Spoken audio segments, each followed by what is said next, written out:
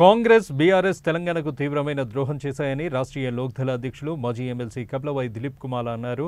విద్య, వైద్యం, ఉపాధి రంగాలు ఈ పార్టీల పాలనలో దెబ్బతిన్నాయని, ఇప్పటికీ 2 లక్షల ఉద్యోగాలు, 28 లక్షల నైపుణ్య శిక్షణలు పెండింగ్లో ఉన్నాయని ఆయన వివరించారు.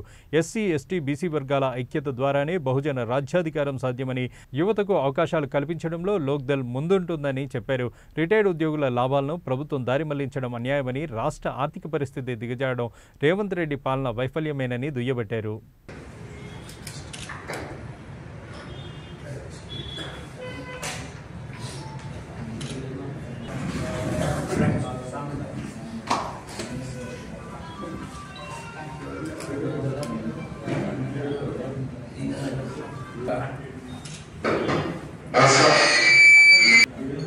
రాష్ట్రీయ లోక్దళ్ అనే పార్టీ గతంలో 2012 నుంచి 14 దాకా తెలంగాణలో ఈ పార్టీని పోషించాము. అజిత్ సింగ్ గారి పార్టీ జాతీయ అధ్యక్షుడు ఉండే.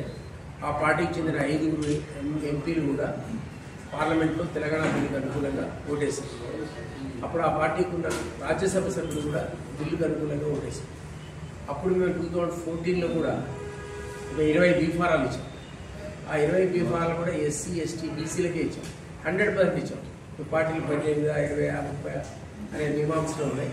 100% మేము ఎస్సీ, ఎస్టీ, బీసీలకే ఇచ్చాం. సో ఆ చరిత్ర ఉంది. కానీ 2014లో తెలంగాణ వచ్చిన తర్వాత మనందరికీ తెలుసు, టీఆర్ఎస్ అనేది సకల జిల్లా పోరాటం ఎవరు చేసినా సరే వాళ్ళకి ఆ విధమైన బెనిఫిట్ వచ్చింది. సరే, మేము కూడా అనుకున్నాం ఒక స్తబ్దతో గురైన మాట వాస్తవమే. ఆ తర్వాత ఆశించిన స్థాయిలో తెలంగాణ ఫలితాలను అందరికీ అందలేదు. కాబట్టి ఏమనుకున్నామంటే, ఏదైతే సామాజిక తెలంగాణ ఆశించామో, అందరికీ కూడా తెలంగాణ లాభాలు జరగాలనుకున్నాము, అవి రాలేదు. కాబట్టి మేము ఈరోజు మళ్ళా స్థానిక సంస్థల నుంచి మొదలుపెట్టి ఎమ్మెల్సీ, అదేవిధంగా ఎమ్మెల్యే, ఎంపీ స్థానాల్లో కూడా మళ్ళా రాష్ట్రీయ లోక్దళ్ నిలబెట్టాలని, తద్వారా యువతను ప్రోత్సహించాలని, యువతను ముఖ్యంగా రాజకీయాలు రావాలని కోరుకుంటున్నాను. ఎందుకంటే ఇప్పుడు ఉన్నటువంటి రాజకీయాల్లో 100 కోట్లు ఖర్చు పెట్టి తప్ప ఎమ్మెల్యే గారు, 200 కోట్లు ఖర్చు పెట్టి తప్ప ఎంపీలు గారు. ఈ పరిస్థితి దాటవేయాలంటే ప్రజలే పూనుకోవాలి. ఈ డబ్బు రాజకీయాలకు దూరంగా ఉండాలంటే ఖచ్చితంగా యువత ముందుకు రావాలి. యువతకు అంత ఆసక్తి ఉండదు ఈ అవినీతి. సో అందువల్ల యువతను ప్రోత్సహిస్తున్నాం.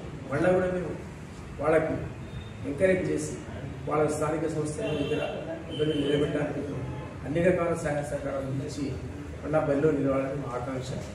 తద్వారా ఏ సామాజిక తెలంగాణకు కోరుకున్నాము అది సాధించాలని లక్ష్యం. సో దాన్ని దృష్టిలో పెట్టుకొని సామాజిక చైతన్యాన్ని రథయాత్రలు ప్రారంభించాం. ఆలంపూర్ నుంచి మొదలుపెట్టి ఆదిలాబాద్ దాకా పెట్టుకున్నాం. ఈ వరంగల్ దాకా ఏదైతే మొదటి దఫా అయిపోయింది. రెండోది మాట ఇక్కడ నిజామాబాద్ నుంచి ప్రారంభించాం. నిజామాబాద్కు జగిత్యాల, అదేవిధంగా గోదావరికి మంచిర్యాల, ఇవన్నీ కంప్లీట్ చేద్దామని. తద్వారా ఈ పార్టీ అనేది ఉంది, ప్రజల్లో కూడా మేము నిలబడి పోరాడదలుచుకున్న విషయానికి మెసేజ్ ఇవ్వడానికి ఈ యాత్ర యొక్క సంకల్పం. అన్ఫార్చునేట్లీ టీఆర్ఎస్, కాంగ్రెస్ రెండు కూడా తీవ్రమైన ఆందోళనకు గురి పరిస్థితి ఏర్పడింది. వాళ్ళకు వచ్చే డబ్బులు కూడా డైవర్ట్ చేస్తున్నారు. లోకల్ బాడీ ఎలక్షన్స్ కూడా మనం చూసాం.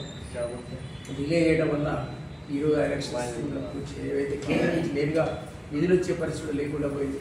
కోర్టు అని అదని 40% పేరుకి రిజర్వేషన్ తప్ప చట్టబద్ధత లేని రిజర్వేషన్ ఉన్న ప్రయోజనం లేదు.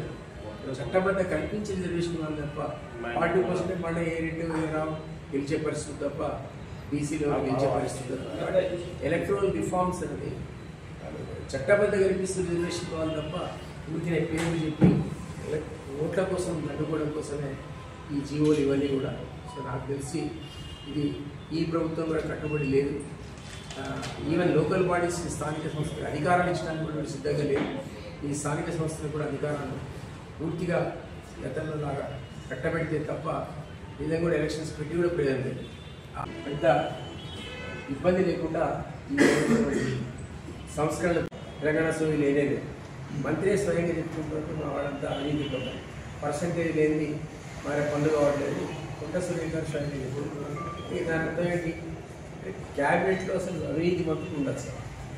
పర్సంటేజ్ అనేది బిల్లు ఇవ్వట్లేదంటే ఏ రకంగా రేవంత్ రెడ్డి గారు వాళ్ళని క్యాబినెట్లో కొనసాగిస్తారు.